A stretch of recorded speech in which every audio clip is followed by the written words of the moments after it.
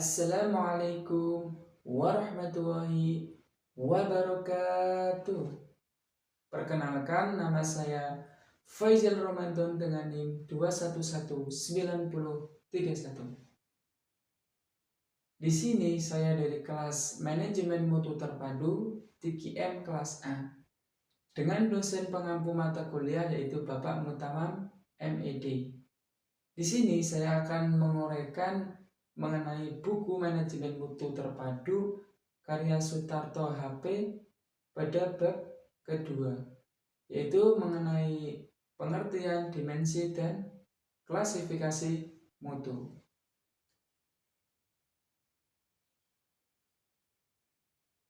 Oke, pengertian mutu menurut Denning mendeskripsikan mutu adalah kesesuaian dengan kebutuhan pasar.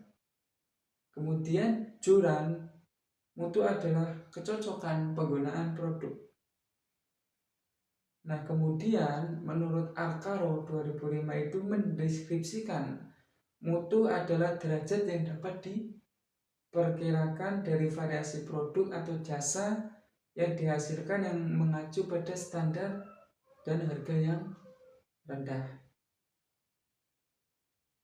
Di samping deskripsi mutu dari para guru mutu bervariasi, masih perlu didasari dengan adanya perbedaan persepsi terhadap mutu antara pihak konsumen dan produsen, dan juga dalam internal pihak produsen sendiri, antara lain antara para manajer dan divisi produk dengan divisi pemasaran, dan bisa jadi dengan staf secara keseluruhan.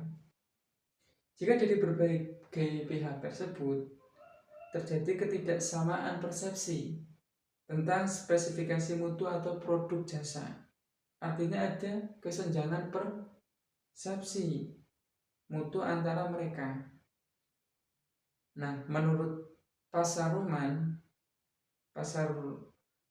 Rahman 2005 mengidentifikasi ada 5 jenis kesenjangan yang potensi terjadi terkait dengan kesamaan persepsi sebagaimana diilustrasikan dalam sebuah peta konsep ini. Yang pertama ada komunikasi dari mulut ke mulut ke satu ke mulut yang lainnya. Kemudian kebutuhan individu, pengalaman masa lalu, jasa yang diharapkan, jasa yang dipersepsikan. Nah, itu. Nah, masuk mengenai dimensi mutu dalam konteks manufaktur, Ciptono 2003 mendeskripsikan dimensi mutu ke dalam 8 jenis dimensi sebagai berikut. Yang pertama ada performance, yaitu dimensi mutu tentang fungsi utama dari produk atau jasa yang dimilikinya. Sebagai contoh, mobil gampang di starter, dapat jalan dengan normal, dapat direm dengan baik. Dengan kata lain, semua komponen dasar mobil dapat berfungsi dengan baik, sehingga mobil berjalan dan berhenti sesuai dengan yang diinginkan pengendaranya. Di bidang pendidikan misalnya, lulusan bekerja di perusahaan dengan tanggung jawab dan disiplin yang tinggi, gaji yang memadai, dan kenaikan karir yang lancar. Nah, ini merupakan salah satu dari performance suatu produk atau suatu yang ada di dalam pendidikan. Di bidang pendidikan, dimensi mutu tentunya merujuk pada output satuan pendidikan dalam spektrum nasional. Maka dimensi pendidikan tentunya merujuk pada Undang-Undang Dasar 1945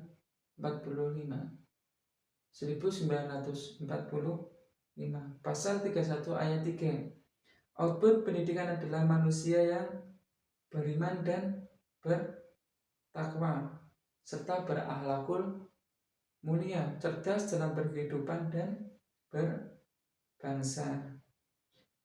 Nah, yang kedua ada tambahan fiturus, yaitu dimensi mutu tentang tambahan fungsi-fungsi dasar sehingga produk atau jasa tersebut menjadi lebih nyaman, praktis, dan ekonomis.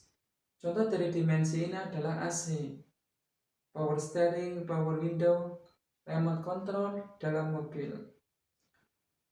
Di suatu pendidikan, tambahan fitur dapat berupa antara lain keterampilan menari, tarian daerah sebagai hasil dari kegiatan ekstrakurikuler, kemampuan berbahasa Mandarin secara lisan dan tertulis, dengan sertifikat dari lembaga bahasa yang terakreditasi. Nah, yang ketiga ada keandalan reliability, yaitu dimensi mutu tentang tetap berfungsinya produk atau jasa walau dalam keadaan sulit. Nah, misalnya mobil tetap berjalan dengan baik, tidak mogok walau di jalan yang berliku atau jalan yang berair berlubang, nanjak berbatu-batuan dan lain sebagainya.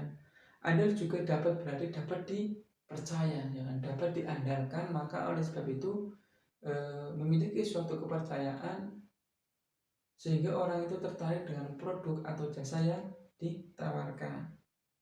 Nah, yang keempat yaitu konformitas,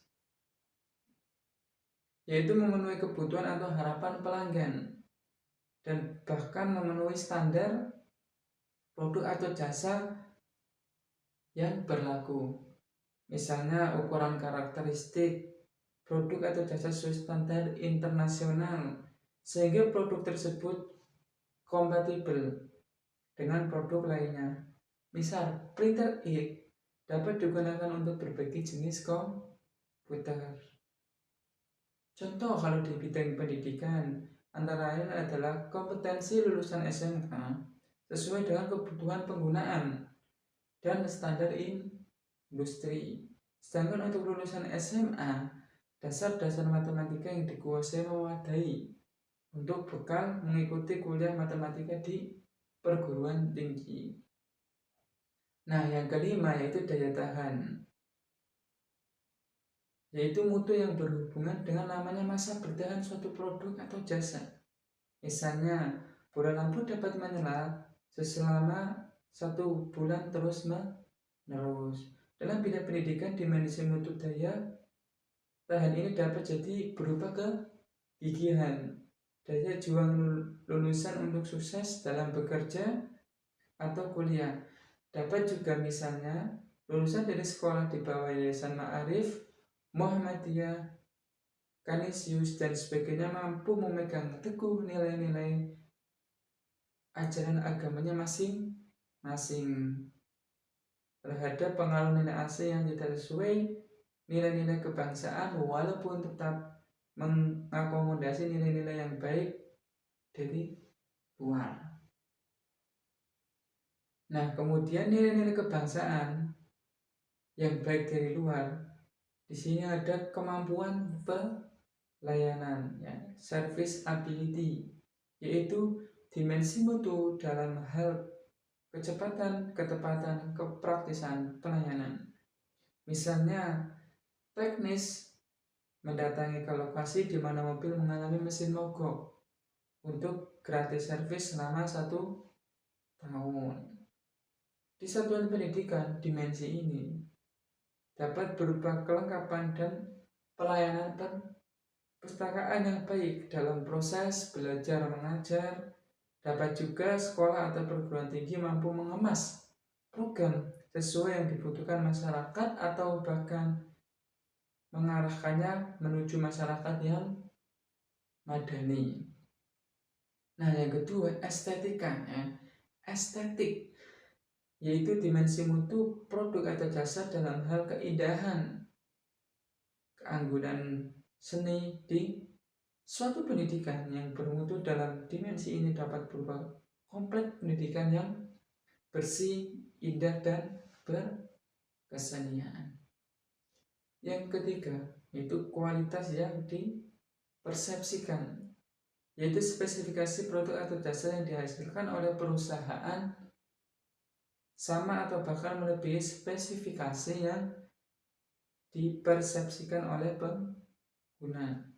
Perbedaan persepsi terhadap mutu antar pihak atau klien di institusi produsen penyedia jasa bahkan di internal institusi dijelaskan lebih rinci di sub-sub pengertian dan klasifikasi nomor 1 di atas. Dimensi mutu ini di bidang pendidikan dapat terjadi, misalnya masyarakat berharap lulusan SMK tertentu dapat cepat memperoleh pekerjaan dengan gaji dan karir yang sesuai, yang baik, yang mewadai. Sekali lagi, dimensi mutu di atas penerapannya di satuan pendidikan perlu dikemas lebih arif karena perbedaan keluaran yang dihasilkan dibandingkan dengan manufaktur. Di manufaktur keluarannya berupa barang atau jasa yang mati, sedangkan di pendidikan berupa transfer pengetahuan, keterampilan, nilai-nilai, dan sikap pada diri seorang siswa yang hidup, yang punya talenta dan kemauan atau motivasi. Untuk itu, dimensi atau spektrum mutu di bidang pendidikan lebih difokuskan pada bagaimana satuan pendidikan memfasilitasi agar talenta siswa dan kemauannya dapat tumbuh dikembangkan secara maksimal sehingga mendewasakan dan memandirikan siswa. Nah, yang ketiga, tadi kan membahas mengenai dimensi mutu. Yang ketiga ada evolusi sistem peningkatan mutu. Kepedulian terhadap mutu baik di bidang manufaktur maupun di bidang pendidikan sudah lama dipikirkan banyak ahli. Bones 1994 mendeskripsikan 4 tahapan evolusi sistem peningkatan mutu. Nah, apa saja sih? Yang pertama adalah era pengawasan mutu. Yang kedua ada era kontrol mutu. Yang ketiga era penjamin mutu. Yang keempat era manajemen mutu, quality management ya. Berikut deskripsi 4 era evolusi mutu dengan masing-masing indikatornya. Yang pertama adalah era inspeksi mutu. Inspeksi mutu PI ini merupakan konsep awal dari manajemen mutu.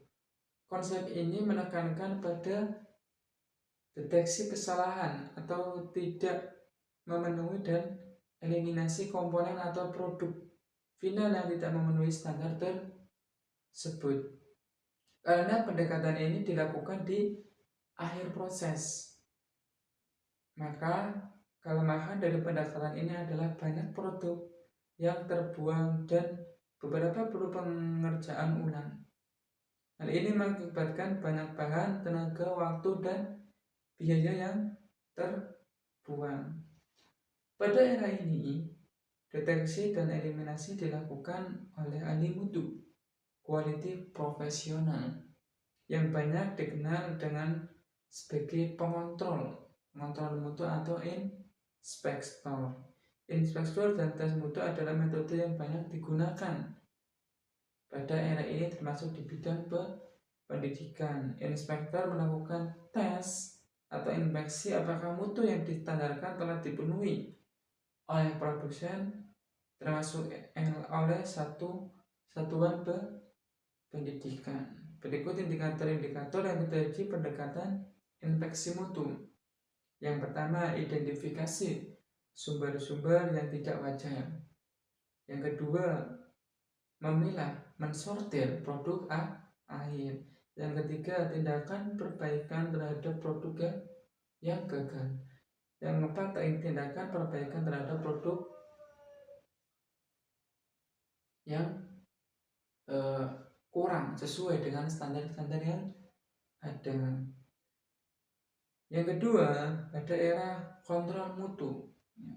Quality Control QC era. Pendekatan kontrol mutu QC ini merupakan penyempurnaan dari KI, di mana inspeksi dilakukan tidak hanya oleh inspektor, tapi juga oleh pekerjaan yang langsung menghasilkan produk atau jasa.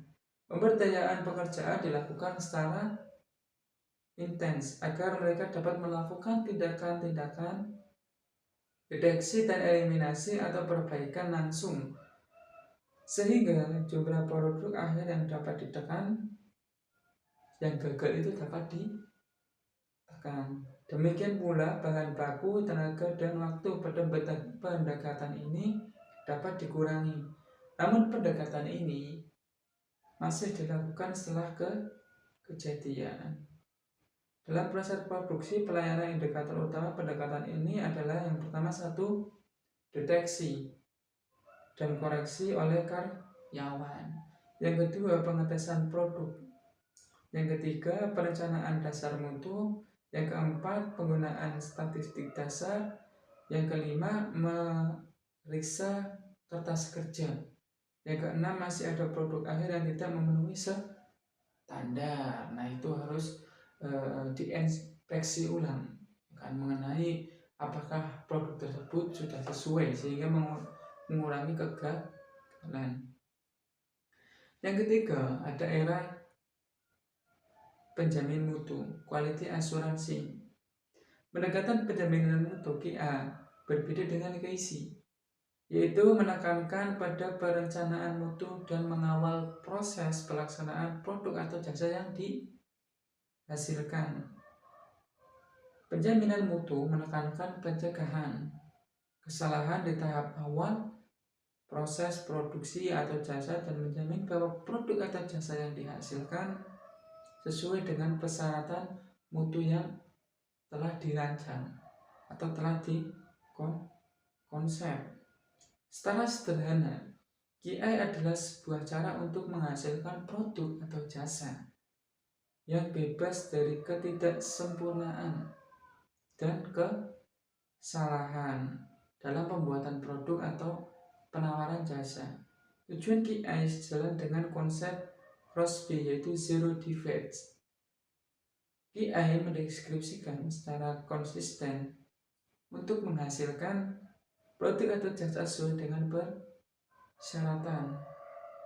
Dan kata Salis 1990 dan penuh warga, pengukuran dan analisis mutu produk atau jasa, komitmen dan perbaikan berkelanjutan sebagai mana yang ada.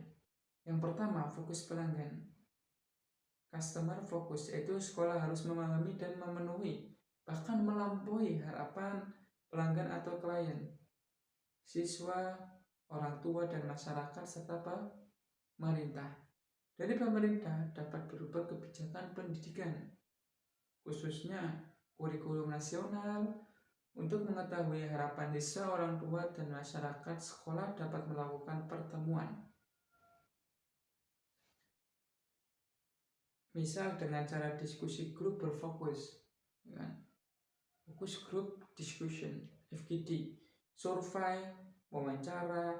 Kedua, keterlibatan secara penuh adalah keterlibatan total seluruh warga sekolah untuk secara bersama-sama terlibat, bertanggung jawab, dan berfokus pada program peningkatan mutu.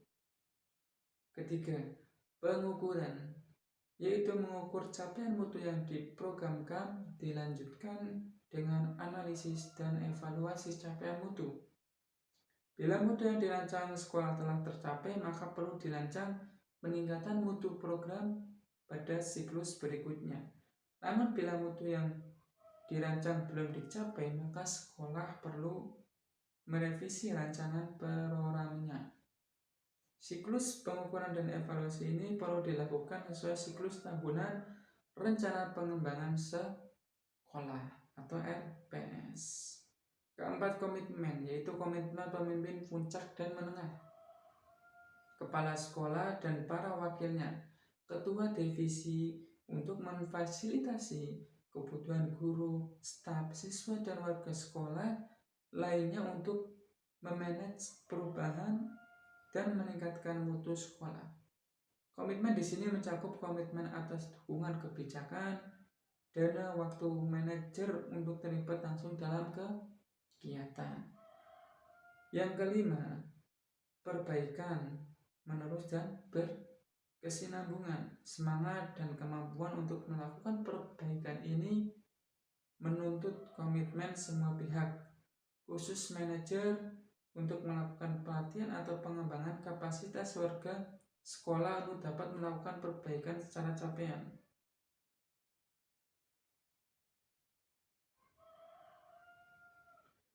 Mutu selaras dengan program yang dirumuskan dalam RPS. Kelima pilar tersebut digambarkan sebagaimana sebuah bangunan dengan fondasi visi dan misi, keyakinan, dan nilai-nilai sebagai fondasi dalam bangunan 3M ini. Sangat penting karena kelima pilar dan bangunan 3M tidak dapat berdiri tegak manakala fondasinya tidak kuat. Nah, ini adanya total quality management atau manajemen itu harus mampu berkomitmen baik dalam hal pencipta produk atau pelayanan jasa. Jadi harus sesuai dengan standar-standar yang ada. Tidak kita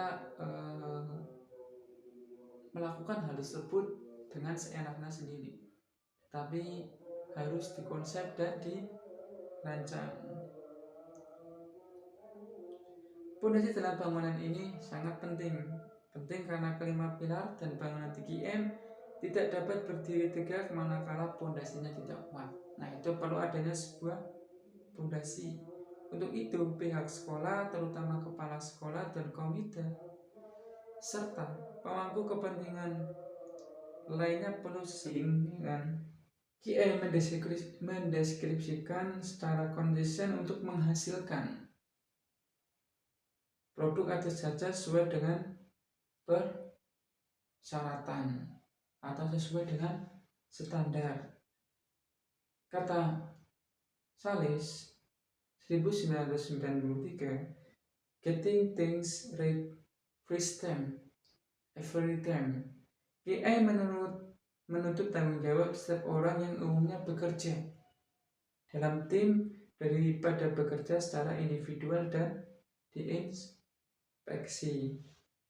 Mutu produk atau jasa dijamin oleh sistem kerja yang menjamin dan dikenal dengan QI System atau Sistem Penjamin Mutu SPM. Dalam SPM dideskripsikan bagaimana tahapan proses produk atau jasa untuk mencapai standar yang dikenal dengan Standard Operating Production (SOP). Sehingga SPM merupakan bagian penting dalam penjaminan mutu QI. Penjaminan mutu ditandai dengan indikator-indikator yang utama. Yang pertama, adanya manual mutu yang lengkap. Yang kedua, adanya perencanaan dini mutu. Yang ketiga, adanya alokasi dana untuk mutu yang mewadai. Yang keempat, adanya pembuktian oleh pihak ketiga. Yang kelima, adanya kontrol proses mutu. Yang keempat, era manajemen mutu terpadu atau masa manajemen mutu terpadu. MMT atau 3M merupakan pengembangan QI dengan memperluas cakupan sistem, yaitu menumbuh kembangkan budaya mutu. Struktur organisasi perlu dirancang untuk memungkinkan semua itu terjadi. Cakupan manajemen mutu dalam MMT mulai dari pemasok, supplier, proses produksi, dan sampai pada pelanggan pengguna produksi atau jasa yang dihasilkan. MMT mencakup indikator-indikator utamanya. Yang pertama, kebutuhan pelanggan sebagai acuan perencanaan mutu. Yang kedua, melibatkan semua karyawan. Yang ketiga, melibatkan semua supplier atau yang memasukkan suatu barang. Yang keempat, adanya kerja tim. Yang kelima, menggunakan statistik sederhana. Adanya perbaikan secara bertahap dan menerus.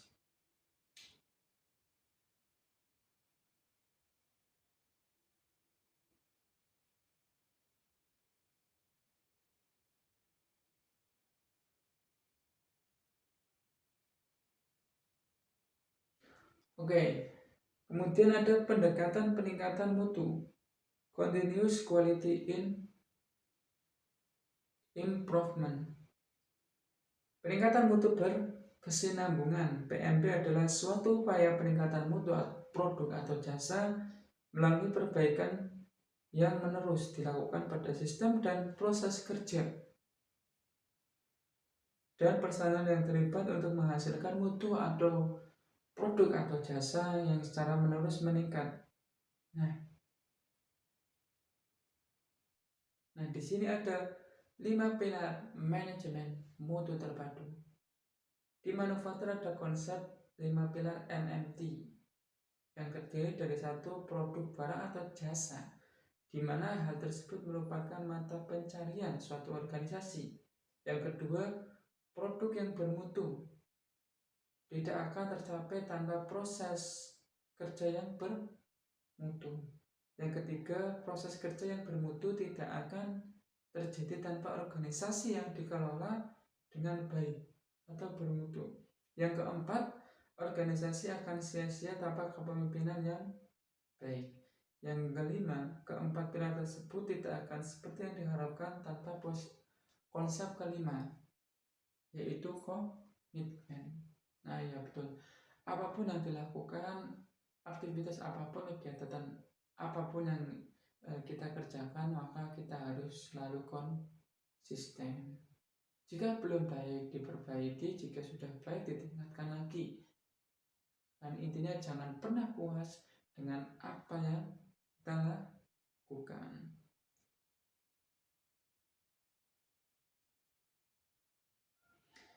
Di pendidikan, utamanya sekolah, Alkaro 2005 menyebutkan ada 5 pilar utama MMT, yaitu fokus pelanggan, keterlibatan penuh warga, pengukuran dan analisis mutu produk atau jasa, komitmen dan perbaikan berkelanjutan sebagai mana yang ada. Yang pertama, fokus pelanggan.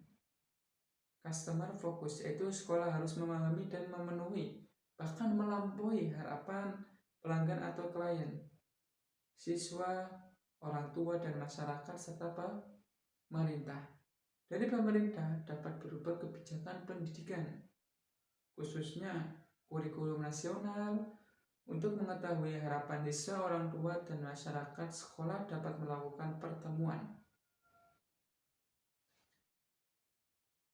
Misal dengan cara diskusi grup berfokus, fokus group discussion, FGD, survei, wawancara. Kedua, keterlibatan secara penuh adalah keterlibatan total seluruh warga sekolah untuk secara bersama-sama terlibat, bertanggung jawab, dan berfokus pada program peningkatan mutu. Ketiga, pengukuran, yaitu mengukur capaian mutu yang diprogramkan, dilanjutkan dengan analisis dan evaluasi capaian mutu. Bila mutu yang dirancang sekolah telah tercapai, maka perlu dirancang peningkatan mutu program pada siklus berikutnya. Namun bila mutu yang dirancang belum dicapai, maka sekolah perlu merevisi rancangan programnya. Siklus pengukuran dan evaluasi ini perlu dilakukan sesuai siklus tahunan rencana pengembangan sekolah atau RPS. Keempat, komitmen, yaitu komitmen pemimpin puncak dan menengah, kepala sekolah dan para wakilnya, ketua divisi, untuk memfasilitasi kebutuhan guru, staf, siswa, dan warga sekolah lainnya untuk memanage perubahan dan meningkatkan mutu sekolah. Komitmen di sini mencakup komitmen atas dukungan kebijakan, dana, waktu manajer untuk terlibat langsung dalam kegiatan. Yang kelima, perbaikan menerus dan berkesinambungan. Semangat dan kemampuan untuk melakukan perbaikan ini menuntut komitmen semua pihak, khusus manajer, untuk melakukan pelatihan atau pengembangan kapasitas warga sekolah untuk dapat melakukan perbaikan secara capaian.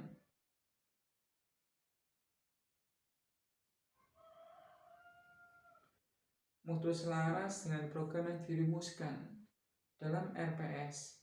Kelima pilar tersebut digambarkan sebagaimana sebuah bangunan dengan fondasi visi dan misi, keyakinan dan nilai-nilai sebagai fondasi dalam bangunan 3M ini.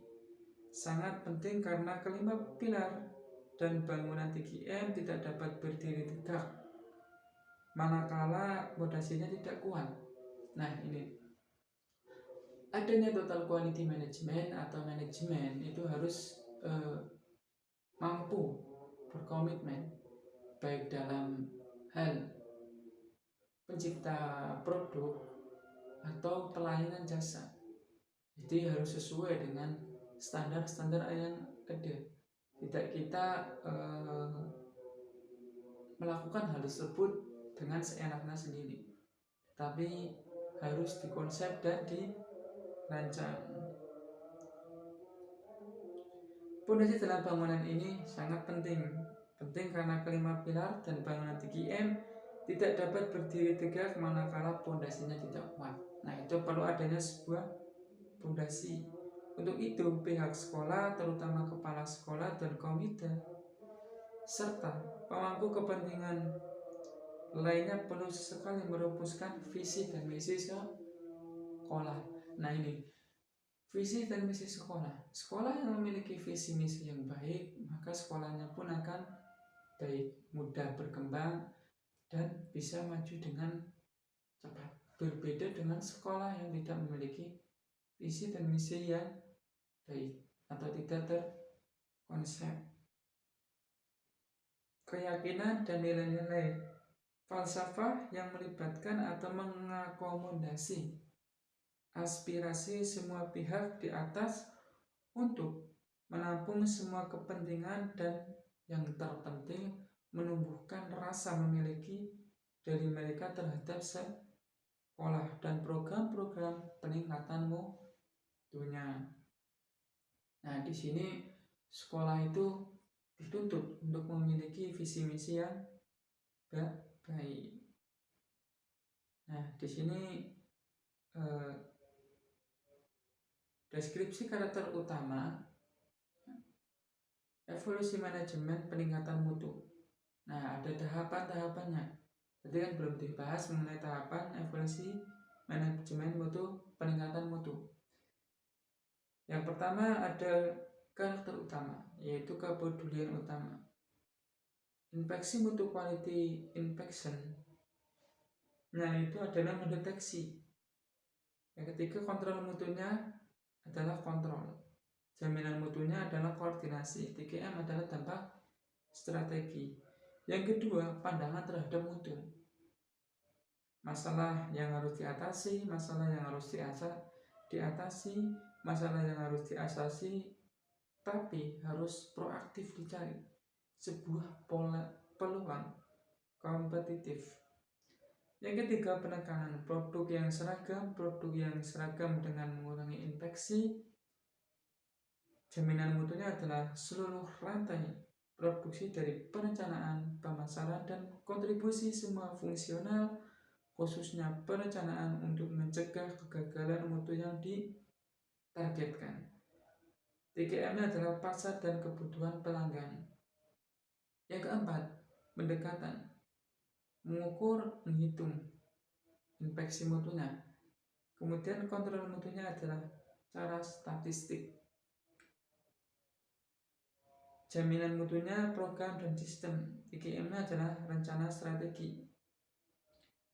Yang kelima, karakter utamanya adalah peran keahlian profesional. Infeksi, mensortir, menghitung, dan menilai. Menemukan masalah dan menerapkan perhitungan statistik. Mengkaji mutu, merencanakan mutu, dan merancang program. Penetapan tujuan pendidikan dan pelatihan, konsultasi dengan divisi-divisi, dan merancang program. Yang keenam, pihak penanggung jawab mutu, divisi pengawasan, divisi produk, dan permesinan. Semua divisi meskipun manajer, puncak tidak semuanya terlibat dalam perencanaan dan pelaksanaan kebijakan mutu. Semua pihak dengan kepemimpinan yang kuat dari top manager. Yang ketujuh, orientasi dan pendekatan, mewujudkan mutu melalui pengawasan, mewujudkan mutu melalui kontrol proses, mewujudkan mutu melalui rancangan mutu, mewujudkan mutu melalui pelibatan seluruh manajer. Nah, itu merupakan pengertian dimensi dan klasifikasi mutu yang dapat saya sampaikan. Apabila banyak materi yang kurang jelas, perkataan yang tidak sesuai, penyampaian yang terlalu berbelit-belit atau ribet, dari saya sendiri memohon maaf ya sebesar-besarnya. Semoga apa yang saya sampaikan, apa yang saya uraikan pada buku manajemen mutu karya Sutarto HP dapat bermanfaat bagi semuanya, terutama bagi saya sendiri. Terima kasih. Nun wal qalam ya mayasturun. Wassalamualaikum warahmatullahi wabarakatuh.